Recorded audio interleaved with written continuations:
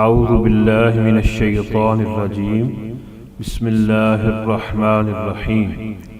حاشی T V کے معزز ناظرین، السلام علیکم ورحمۃ اللہ وبرکاتہ۔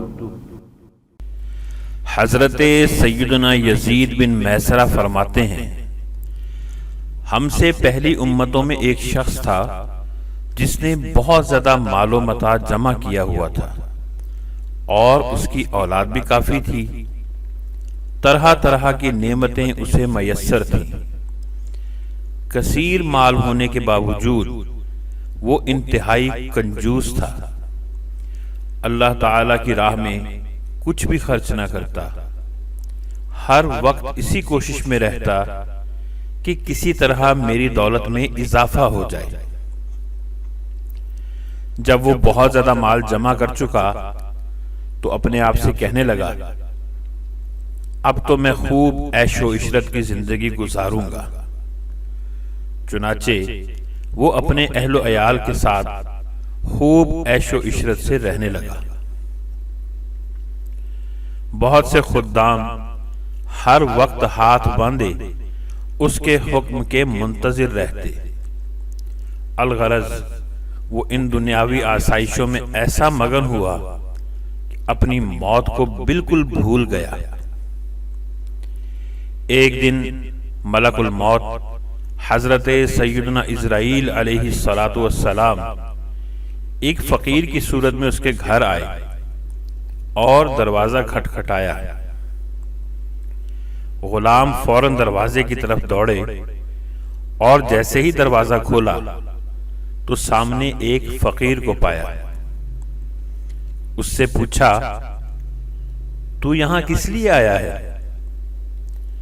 ملک الموت علیہ السلام نے جواب دیا، جاؤ اپنے مالک کو باہر بھیجو، مجھے اس سے کچھ کام ہے۔ خادموں نے جھوٹ بولتے ہوئے کہا، وہ تو تیرے ہی جیسے کسی فقیر کی مدد کرنے باہر گئے ہیں۔ حضرت سیدنا ملک الموت علیہ السلام یہ سن کر وہاں سے چلے گئے۔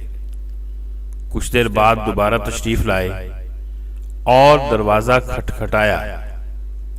غلام باہر آئے تو ان سے کہا، جاؤ اور اپنے آقا سے کہو میں ملک الموت ہوں۔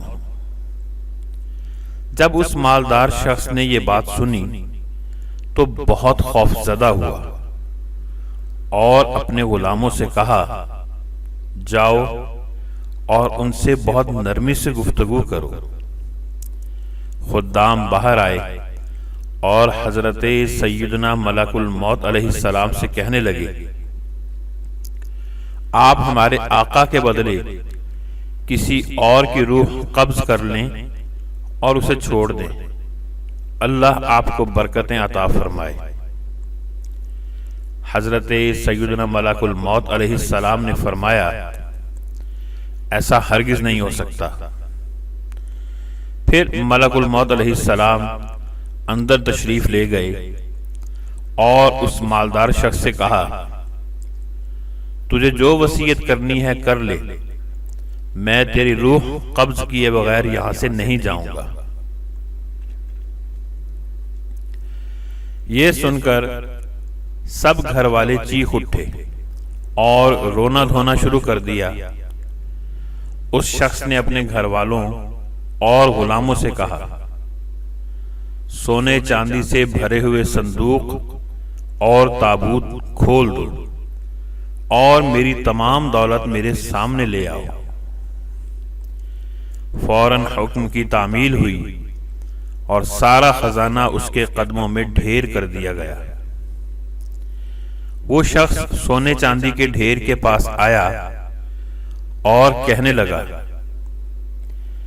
اے ذلیل اور بدترین مال، تجھ پر لعنت ہو، تو نے ہی مجھے میرے پاک پروردگار کے ذکر سے غافل رکھا اور تو نے ہی مجھے آخرت کی تیاری سے روکے رکھا۔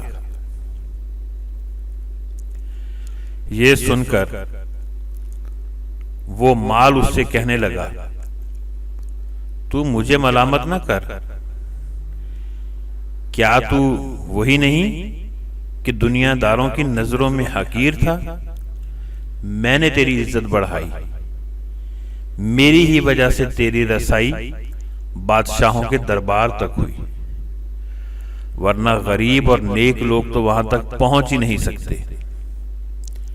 میری ہی وجہ سے تیرا نکاح شہزادیوں اور امیر زادیوں سے ہوا، ورنہ غریب لوگ ان سے کہاں شادی کر سکتے ہیں۔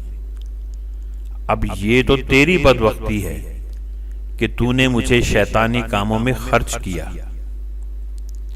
اگر تو مجھے اللہ کے کاموں میں خرچ کرتا تو یہ ذلت اور رسوائی تیرا مقدر نہ بنتی۔ کیا میں نے تجھ سے کہا تھا کہ تو مجھے نیک کاموں میں خرچ نہ کر؟ آج کے دن میں نہیں بلکہ تو زیادہ ملامت اور لعنت کا مستحق ہے۔ اے ابن آدم، بے شک میں اور تو دونوں ہی مٹی سے پیدا کیے گئے ہیں، پس بہت سے لوگ ایسے ہیں جو نیکی کی راہ پر گامزن ہیں اور بہت سے گناہوں میں مشغول ہیں۔ امام ابن جوزی رحمت اللہ علیہ فرماتے ہیں، گویا مال ہر شخص سے اسی طرح کہتا ہے، لہذا مال کی برائیوں سے بچ کر رہو اور اسے نیک کاموں میں خرچ کرو۔ اجل نے نہ کسرا ہی چھوڑا نہ دارا، اسی سے سکندر سا فاتح بہارا، ہر ایک لے کے کیا کیا نہ حسرت سدھارا، پڑا رہ گیا سب یوں ہی ٹھاٹھ سارا، جگہ جی لگانے کی دنیا نہیں ہے، یہ عبرت کی جا ہے تماشا نہیں ہے۔ معزز ناظرین، امید ہے آج کی ویڈیو آپ کو پسند آئی ہوگی۔ آپ سے گزارش ہے ویڈیو کو لائک اور شیئر کر دیجیے گا، اور ساتھ ہی ہمارے چینل حاشر ٹی وی کو سبسکرائب کر دیں اور گھنٹی کے بٹن کو بھی دبا دیں تاکہ تمام آنے والی نئی ویڈیوز آپ سب سے پہلے دیکھ سکیں۔